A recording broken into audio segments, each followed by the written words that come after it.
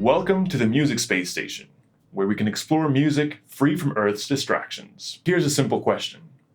Is the major scale a fractal? A fractal involves self-similarity at different scales. And even though a linear set of notes, like the major scale, might not seem to satisfy this definition at first, there might be more than meets the eye. But the reason why this question came to me in the first place is because I received an encrypted telegram from Sagittarius B2 in the center of our gallery. Is because of the recursive nature of harmonics. So let me just quickly define some terms here to keep everyone on board. When something vibrates, like a cello string for instance, you're going to be hearing the main note, which we call the fundamental frequency, along with a bunch of higher, quieter pitches that are related to the fundamental frequency. We call those harmonics. They help shape the different color or tone of the instrument. Different instruments have different harmonic profiles, which helps us differentiate their timbre. If you apply a highly resonant filter to a sound, you're going to get a good intuitive grasp of what these harmonics sound like. So mathematically, harmonics are just multiples of a fundamental frequency. The interesting thing about harmonics is that even though they're spaced out in a linear fashion across the spectrum of frequencies, the brain perceives sound on a logarithmic scale, which simply means that the interval between harmonics 1 and 2 is going to be perceived as quite large. The difference between harmonics, say, 8 and 9 is going to be perceived as much smaller. And the difference between harmonics, say, 18 and 19 is going to be much, much smaller, even though the number of hertz that separates these tones is always the same.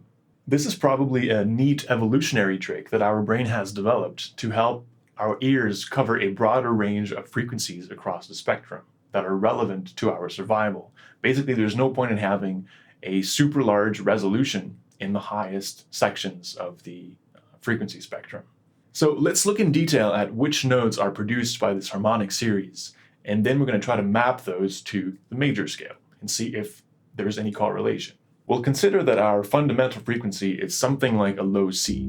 So even though it's the fundamental frequency, music theorists have called this the first harmonic for some reason. So now the second harmonic is just another C 1 octave higher. Then we get the fifth, so a G for instance. And again, when you hear a low note on a keyboard, your brain receives all these frequencies, and it's a master at recompiling all those sounds into the perception of a single note, which is kind of mind-blowing. Then the major third appears, E, then another fifth, and then we hit this note that is just a little bit below the B flat that we're used to hearing in the equal temperament. Then another C, and then the D appears, then another E, and then a weird note that we're not at all used to hearing, which is located exactly between the F and the F sharp. Traditionally, music theory has had that this harmonic is an F sharp, but really there's no reason to choose F sharp over F because it's located precisely in the middle. And then another G. So it's interesting to notice that in terms of intervals, the harmonic series gives us pretty much all the intervals that we frequently use in music composition. The octave, the fifth, the fourth, then the major third, then the minor third, eventually the second, the major second, and finally the minor second. And of course, it also gives us a bunch of non-traditional intervals. Now, instead of adding up all these intervals until we reach infinity, we're going to restrict ourselves to 1 octave and populate this octave with the notes contained in the harmonic series. The reason why I'm proposing that the harmonic series is a kind of fractal is because with harmonic 3, we're dividing the octave into 2. With harmonics 5 and 7, we're dividing the divisions again. Then with harmonics 9, 11, 13, and 15, we're splitting these divisions again. Always following the logic of cutting slightly above the center when we represent things on a keyboard. The reason why we're always dividing slightly above the center is again because of the logarithmic nature of sound. The difference between each successive harmonic is supposed to become progressively smaller as perceived by our human brains. Let's look at the ratios in more detail. So like I said, the first harmonic is the fundamental frequency, and the second harmonic is an octave higher, which defines the octave. The third harmonic is the fifth, which is of course present in the major scale, and notice that we're splicing the octave a little bit above center. So we have 7 on one side and 6 on the other side. This makes sense because in our human perception, the difference between the intervals is supposed to become progressively smaller because of the logarithmic nature of our perception of sound. The fourth harmonic is just another C, but the fifth harmonic is the E, the major third. And again, it's interesting to notice that we're still following this pattern of cutting up slightly above center. So we got 4 on one side and 3 on the other side. So the ratios are kind of similar. So for some alien species that would not perceive sound logarithmically, it could mean that this third here is perceived as being exactly the same distance as this octave here. If you perceive this third as being an octave, then you could divide it again and find the fifth, and then divide it again and find the third. But alas, that's not how we perceive sound.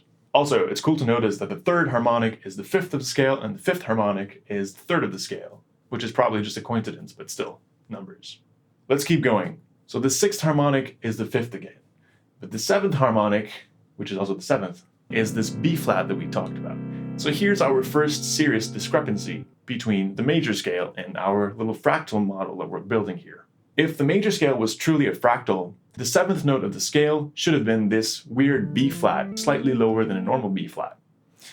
Instead, the B in the major scale is a B natural, which is much higher than where it's supposed to be according to the harmonic series. We'll keep this difference in mind and come back to it later. Let's keep populating this octave. So the eighth harmonic is a C again, and the ninth harmonic, which is also the ninth as we normally talk about things, is a D.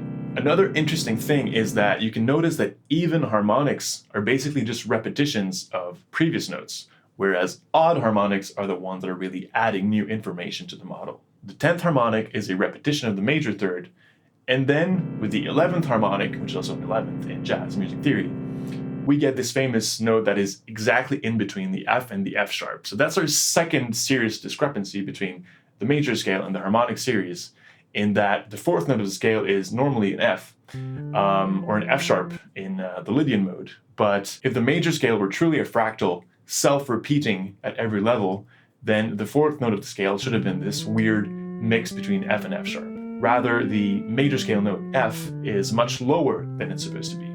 So the conclusion is that, no, the major scale is not truly a fractal. It does not follow the harmonic series very closely. The most fractal scale that we could build is the acoustic scale, which really uses every note of the harmonic series as much as possible. So of course, we have to approximate the position of the F sharp on a keyboard because we don't have access to quarter tones. In this perspective, the most fractal chord would be the sharp 11 chord, or 13 sharp 11 chord, which contains most of the notes of the scale. So then what is this major scale, and why is it so widespread in the Western world? My theory is that this major scale has been useful to composers precisely because of its discrepancies with the harmonic model. In a classical piece, the two alterations that composers are most likely to make is precisely this F sharp and this B flat. In a classical sonata, for instance, composers are quickly going to turn the F into an F sharp during the exposition, causing a modulation to the dominant, G major, which contains this F sharp naturally in its scale. As if the latent position of the F natural in the major scale, as we keep repeating and repeating it, accumulates some kind of tension because it's slightly off from our harmonic expectation. And that the only way to release this tension would be to put a sharp on the F, effectively causing a modulation to the dominant. Then at the end of classical pieces, you'll very, very often hear the B flat, if you're in C major, of course. Bach has been widely using this B flat as a formal marker of the end of his pieces, as if the repeated use of the B natural during the piece caused an accumulation of tension that we had to release with the B flat, which is closer to the natural harmonic, before saying goodbye. Of course, this B flat causes a temporary modulation to the key of F major, which is the subdominant. So after having gone to the dominant scale and then back to the subdominant scale, all is said and done, the harmonic balance has been restored, and all the acoustic deviations of the major scale have been tamed. So the major scale is not a true fractal like the seventh chord is, but its discrepancies from the harmonic series, I think, is precisely what makes it interesting because it creates some dynamic opportunities for modulation. Thanks for watching, and see you next time on the Music Space Station.